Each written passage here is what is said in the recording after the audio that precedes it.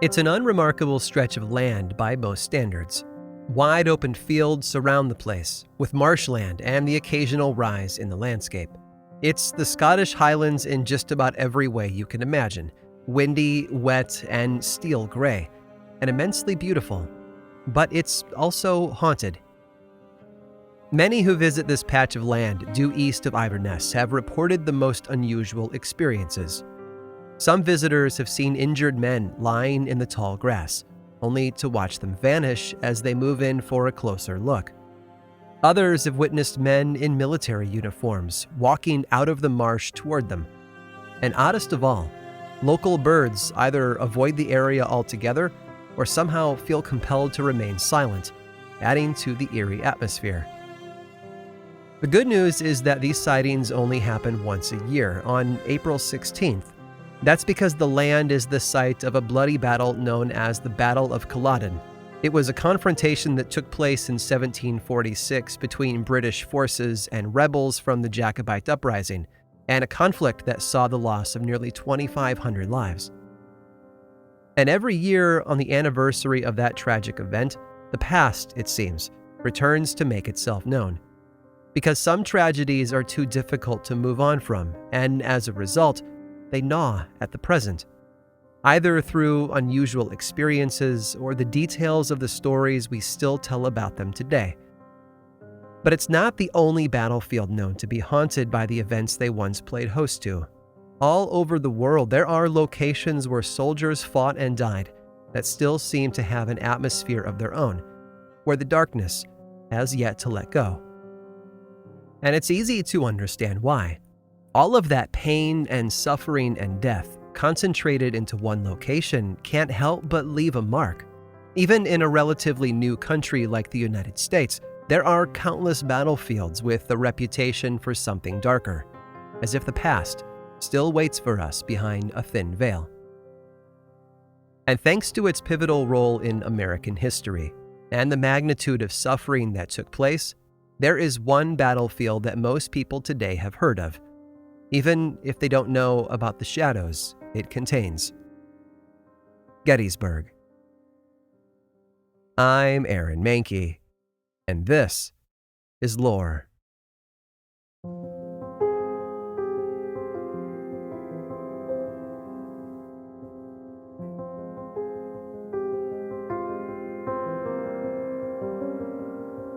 It wasn't just a battle. That's probably not a shock to many people, but if we're honest, most of the time someone says the name Gettysburg, it's in reference to the battle. But long before shots were fired, Gettysburg was a community. It was first settled in 1761, when a tavern was built at a well-traveled crossroads for people journeying between Baltimore and Philadelphia. In what could be seen as a bit of foreshadowing, most of those travelers were soldiers, and their frequent stops helped turn the tavern into something more. By the 1790s, locals were referring to the community there as Gettysburg. By the time the dark clouds of the American Civil War were gathering on the horizon, Gettysburg was home to nearly 500 buildings, most of which were homes, but also businesses and centers for manufacturing. And of course, there was the railroad line that passed through, which also contributed to the community's growth.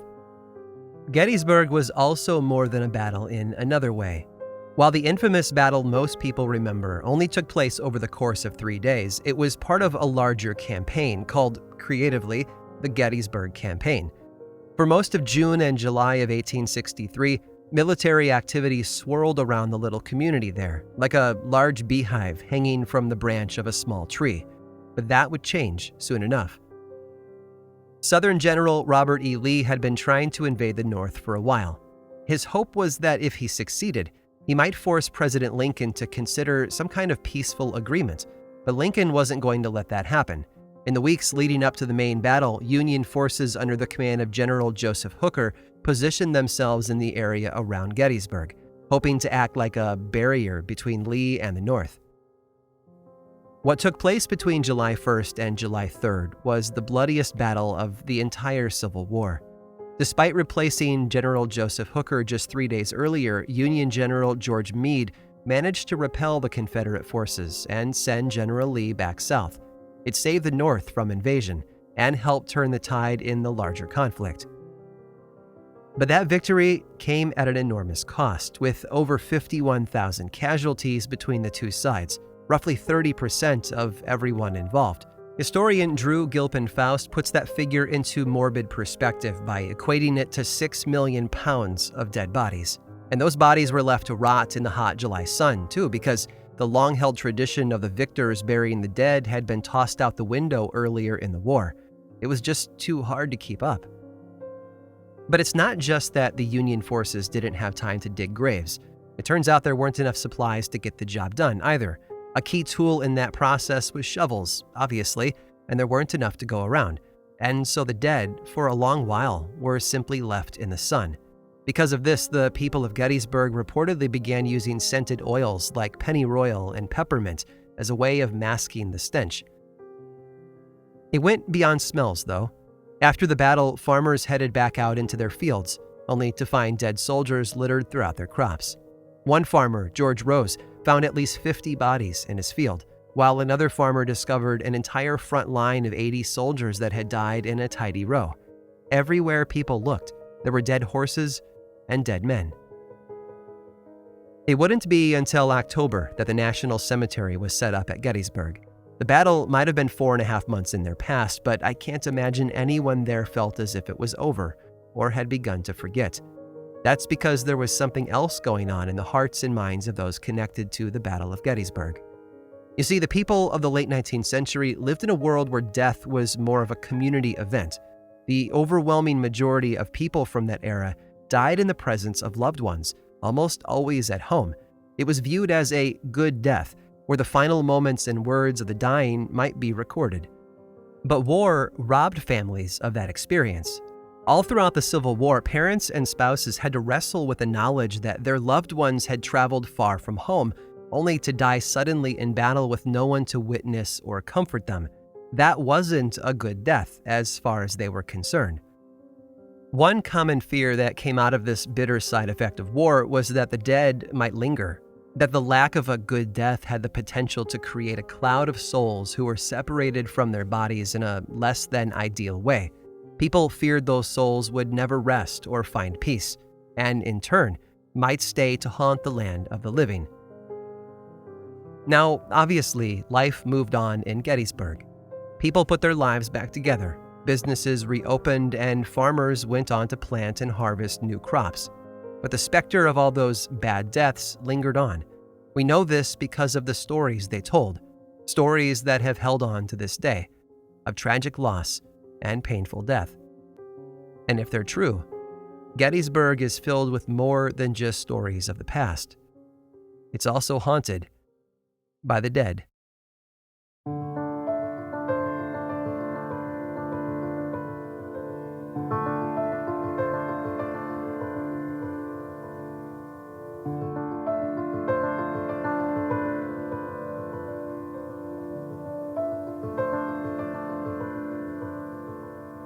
If the shifting battle lines were waves, the community of Gettysburg was the shoreline.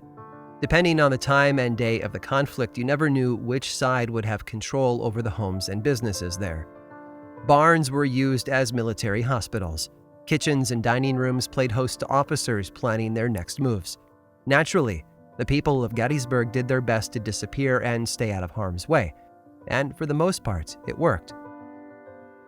The home of local farmers Daniel and Rebecca Lady was taken over by Confederate forces around July 2nd. It was stressful for the family on a number of levels, not least of which was the fact that Rebecca had just given birth to their 4th child a week before. But the beautiful Fieldstone farmhouse quickly became a hospital for injured troops, and that meant that there was a lot of blood. Again, the house is made of stone, so it fared better than its wooden neighbors against stray mini-balls. But inside, the Confederates got creative with everything they could find in order to help their injured soldiers.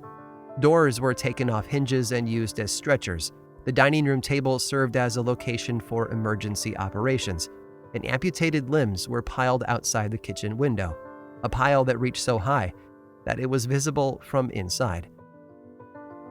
Today, there are still visible bloodstains in various parts of the house, remnants of that painful and tragic week. But some believe the stains aren't the home's only reminders of the past. Visitors have seen ghostly figures in military uniforms throughout the property, while others have heard screams of pain, as if someone were injured and afraid, like a dying soldier. Another place with its own connection to the battle is the Fairfield Inn, which was already nearly a century old by the time the battle washed over the community there. Some people tell stories about its use as a Confederate hospital, but there's no solid proof to back up that claim. What we do know is that the property was used as the site of a mass grave for dead Confederates. As the story goes, the Southern forces retreated westward at the end of the battle, a path that took them directly past the house. Whispers rippled through the broken Confederate soldiers that a physician lived in the house, and as a result, hundreds of injured stopped there for help. In addition, wagons filled with corpses were guided into the yard and emptied there, leaving the owners with over 800 bodies to bury.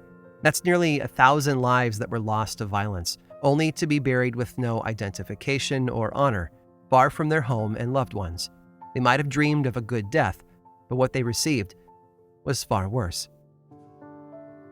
Today, the house seems filled with echoes of that tragic past.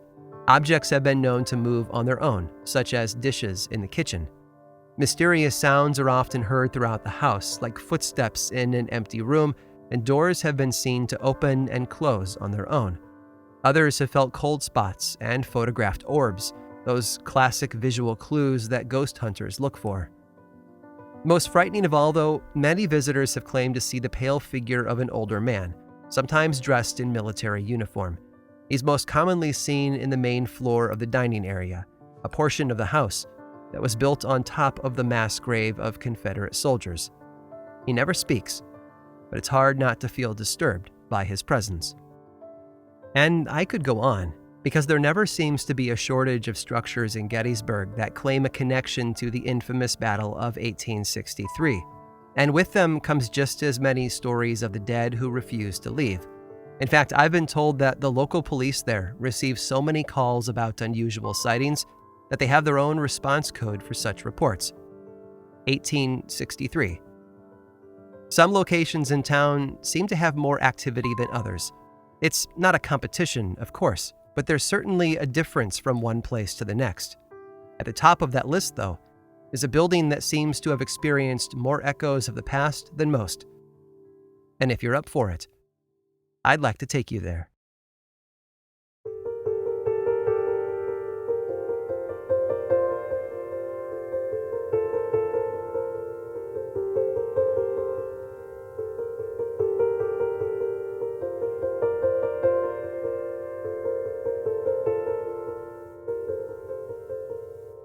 It was built before the war, and its story continued long after it was over. The house that stands today at 401 Baltimore Street was constructed in the early 1800s by its original owner, a man named John McFarland, who lived there until his death in 1851. His death, however, would be the first of many to take place in the life of the home he built. Today it's known as the Farnsworth House Inn, but in July of 1863, when the armies of the North and the South converged upon the community there in Gettysburg, the house was owned by Harvey Sweeney and his wife Catherine. They lived there with their daughter Elizabeth, as well as some lodgers who rented a room.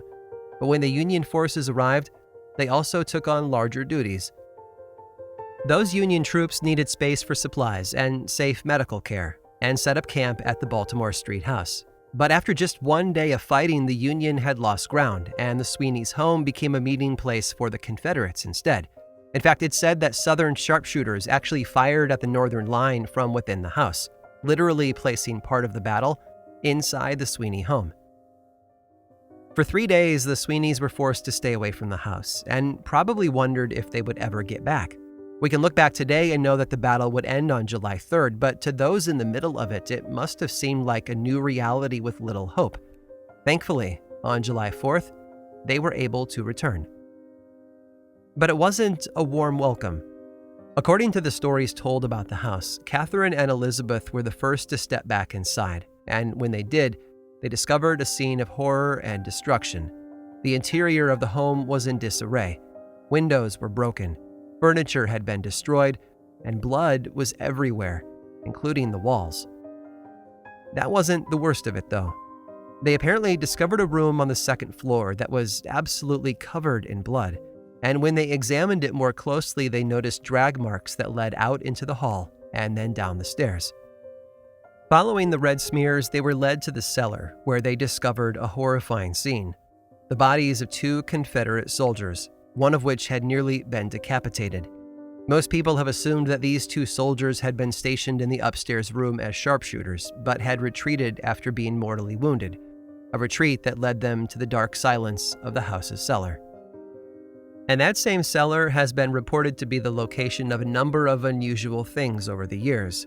Some claim that an aggressive Confederate spirit fills the place, which some are quick to blame on the 2 bodies that the Sweeney women had discovered there. But there's also a mysterious mirror down there that seems to have a mind of its own. It leans against one of the walls down in the cellar, and while it doesn't have a menacing appearance, many who have spent time with it come away feeling threatened and oppressed. Others have seen ghostly images behind themselves when looking into the mirror, and some have even captured mysterious shapes on film. It's even been known to move overnight, as has the plain white sheet that sometimes covers it. It's not the only space in the house that's reported to be haunted, though. Upstairs on the second floor is a room known today as the Sarah Black Room, named after one of the previous owners of the building. Witnesses claim that visions have been so strong inside that room that they've even been photographed from the street below, although I haven't been able to track down images to back up that claim completely. But if you ask most people in Gettysburg today what the most famous ghost is in the entire house, nearly everyone will agree that it's Jeremy. Legend says that Jeremy is the ghost of a young boy who died outside in the street due to a tragic carriage accident. The injured boy was apparently brought inside for medical attention, but passed away before he could be saved. And perhaps because of his painful death, some think the boy has simply refused to move on and find peace. Interestingly, the stories claim that the room he died in eventually became a bathroom. The bathroom, in fact, that's connected to the Sarah Black Room that I mentioned a moment ago. Jeremy has also been seen or felt in other parts of the house, including the cellar and the kitchen. But it's one particular story that has left many people scratching their heads. And if it's true, it's more than a little frightening. In another room in the house where Jeremy has been known to frequent, a red wooden toy box has been kept, perhaps to let him know that he's still remembered. Once, a visitor used a recording device to listen in the room, and apparently captured a small, quiet voice that whispered, "Jeremy, red box." Later in that same room, another visitor became frustrated by a table lamp that kept switching on and off. Despite everything they tried and making sure to press the button firmly until the light came on, it would switch back off a few minutes later. It was only after hearing what they believed to be the gentle laughter of a small child that this guest decided to see if the lamp perhaps had a faulty cord. They approached the table one more time and then knelt to trace the cord down to the outlet, where they hoped to find an answer. Instead, they discovered something that caused them to catch their breath. The lamp, you see, hadn't even been plugged in.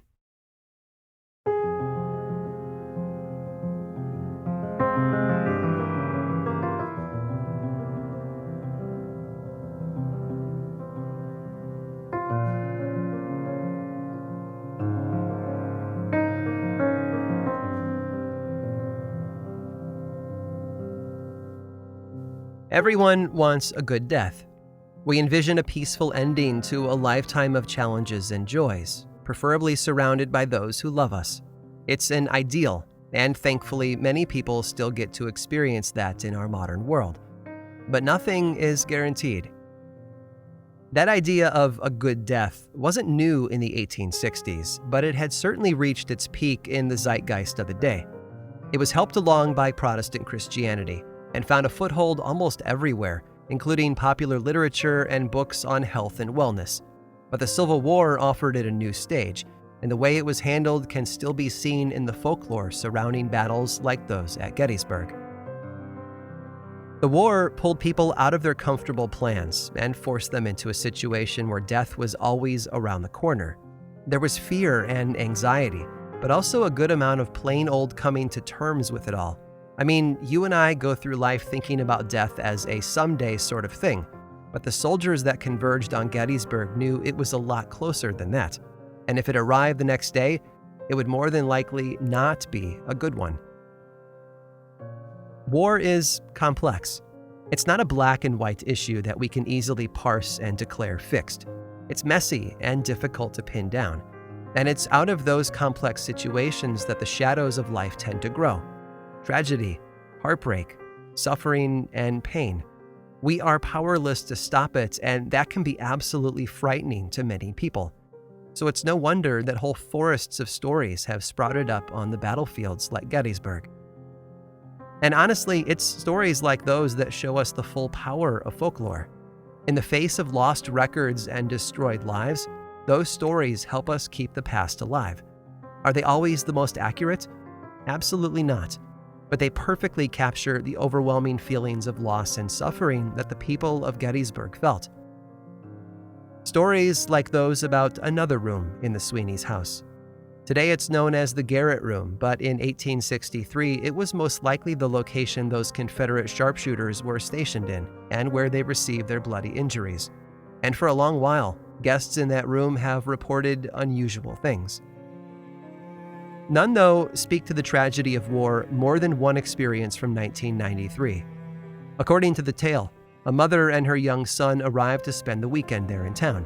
They toured all over Gettysburg that first day and returned to the Farnsworth House Inn in the evening to get ready for bed. Because their room didn't have its own bathroom, each of them took turns using the one on the floor below them, first the mother and then her son, Daniel. But while he was gone, the boy's mother heard him scream and rushed down to see if he was all right. She found him curled up on the floor outside the bathroom door, crying and covering his face. Other guests arrived as well, and together they all tried to figure out what had happened to the boy. When his mother asked him what had happened, Daniel simply replied, "Blood, Mommy. Blood everywhere," while pointing at the door. One of the guests checked the bathroom, only to find that it was clean and safe, with no signs of blood anywhere. After apologizing to the other guests for disturbing them, the mother then led her son back upstairs, where he hopefully slept well and forgot all about it. And it's easy to listen to a story like that and let logic take over, isn't it? The boy had spent all day touring Civil War sites, and his overactive imagination simply got the better of him, filling his head with horrible visions. But it's difficult to miss the coincidence of a mother and child returning home to a bloody scene, because that's exactly what happened to Catherine and Elizabeth Sweeney in the very same house on July 4th. A coincidence, because that's the same date that Daniel claimed to see the very same thing. 130 years later, to the day.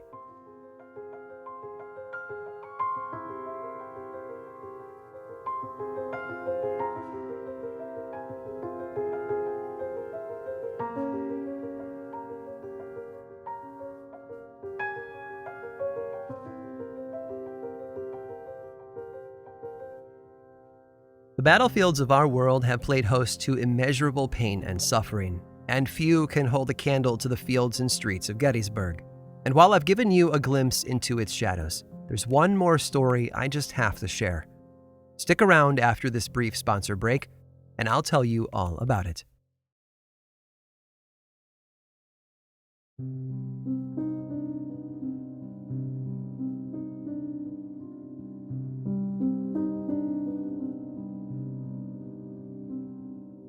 Death is frightening, but death on a grand scale is something more complex.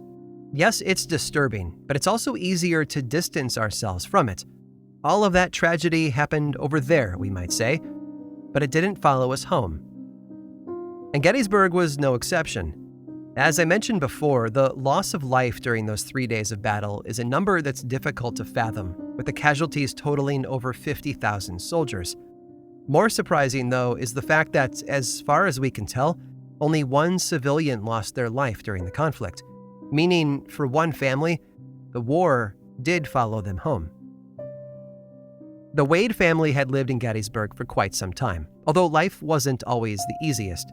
While I haven't been able to track down the father's name, we do know that he was arrested and sent to prison in 1850 for the crime of larceny. When he returned 2 years later, his wife took steps to protect her family from him and had him declared insane before sending him away. That left Mrs. Wade with 4 children to care for on her own, and by all accounts, she did a wonderful job. Her oldest, Georgia, married a Union soldier in 1862, and her younger daughter, Jenny, became engaged just a year later. Her betrothed was actually a childhood friend named Johnson Skelly, although most people just called him Jack. But due to his active service in the military, it seemed that their wedding would have to wait. Jack Skelly wouldn't return, though. On June 15th of 1863, he was mortally wounded at the Battle of Winchester before being taken captive by the Confederates. Before he passed away, though, fate brought him comfort in the form of another childhood friend, a young man named Wesley Culp. On his deathbed, Jack Skelly asked Culp to carry a message to his true love, Jenny Wade. We don't know what that message was, but it's safe to assume it was not unlike the countless other letters from soldiers of loved ones that have been preserved over the years. But we do know that Wesley Culp was guided home by the March of War just a couple of weeks later, joining his regiment to fight in the Battle of Gettysburg. War had come home for a lot of people, though. As I mentioned earlier, the Union and Confederate forces played tug-of-war with the homes and businesses of the town, and many of those who lived there were forced to find shelter elsewhere. Some, though, stayed, either because they wanted to help or because running wasn't an option. It was the latter case for the Wades. Georgia and her husband welcomed their first child into the world on the first day of battle, July 1st, and because of that, they were essentially trapped at home. To help them, her sister Jenny and their 2 younger brothers, along with their mother, all converged on Georgia's house at 548 Baltimore Street. It had to have been a bittersweet time in the house. On one hand, they had the joy of a new baby to put a smile on their faces, but just outside their walls, the rumble of battle shook them to the core, reminding them that while life was precious, it was also precarious. Death could come for anyone without warning. In fact, historians know of at least 150 bullets that struck their home during the battle. Most people believe that the family would have spent their time hiding in the cellar, but we also know that Jenny and her mother lended their support to the Union troops by baking loaves of bread for them. But that, of course, meant leaving the safety below in order to work in the kitchen above. On July 3rd, Jenny was standing in her sister's kitchen, kneading the dough that would be used to bake yet another batch of bread, when a stray shot pierced the house. Historians say that it passed through the parlor door and the kitchen door without losing its lethal velocity. That's when it struck Jenny from behind, just below her shoulder blade, allowing it to penetrate her heart. Jenny slumped into a heap where she had stood, and moments later her mother discovered her lifeless body on the kitchen floor. There was wailing and tears, but also a rush of panic from fear that more bullets would follow the first. Still, they managed to bring Jenny's body back down into the cellar, where they would mourn in the darkness by candlelight. That final message from her beloved, Jack Skelly, would never reach her ears, although it wouldn't have, even if she had survived.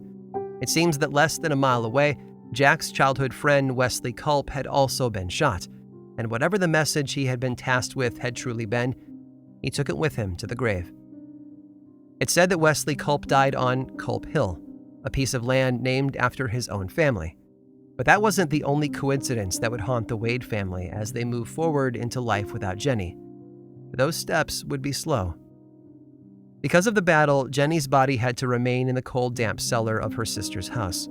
When it was over, they quickly buried her in the backyard in a borrowed coffin, probably out of fear that her body would decay before a proper funeral could be planned.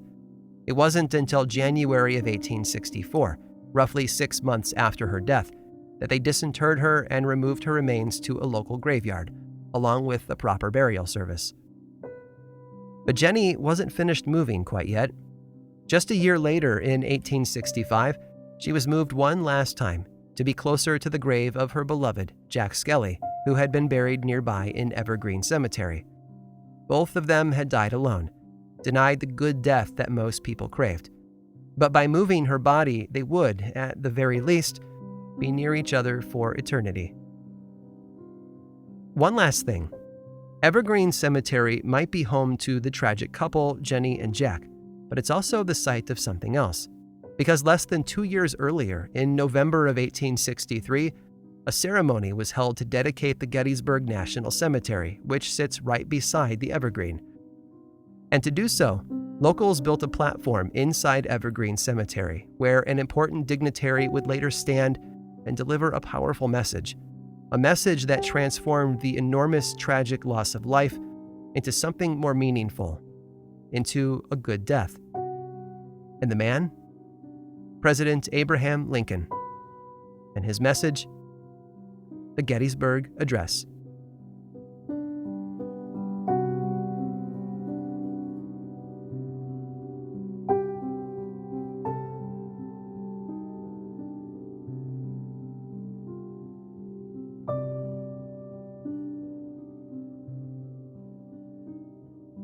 This episode of Lore was written and produced by me, Aaron Mahnke, with research by Taylor Hagerdorn and music by Chad Lawson. Lore is much more than just a podcast. There's a book series available in bookstores and online, and 2 seasons of the television show on Amazon Prime Video. Check them both out if you want more lore in your life. I also make 2 other podcasts, Aaron Mahnke's Cabinet of Curiosities and Unobscured, and I think you'd enjoy both. Each one explores other areas of our dark history, ranging from bite-sized episodes to season-long dives into a single topic. You can learn more about both of those shows and everything else going on over in one central place, theworldoflore.com/now. And you can also follow the show on Twitter, Facebook, and Instagram. Just search for Lore Podcast, all one word, and click that follow button. When you do, say hi. I like it when people say hi. And as always, thanks for listening.